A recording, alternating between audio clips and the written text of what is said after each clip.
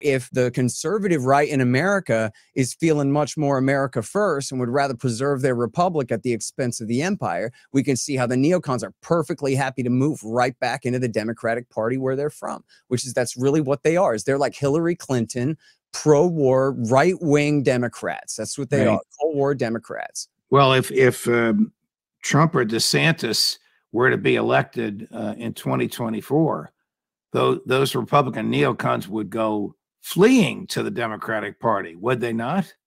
I'm not so sure how welcome they would be or not in a DeSantis administration.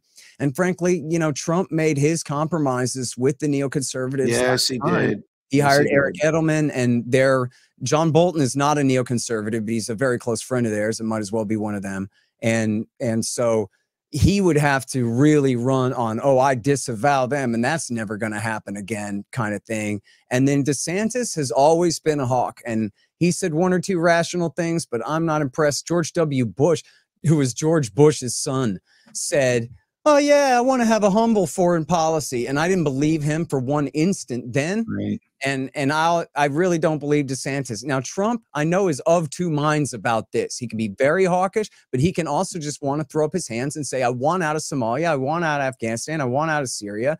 And he has that going for him in a sense. So I'm very anxious, Judge, to watch for the next year and year and a half until the conventions and everything to see these men fight this out of whether to be a true Republican nowadays means you're a George W. Bush hawk or whether you hate that stuff.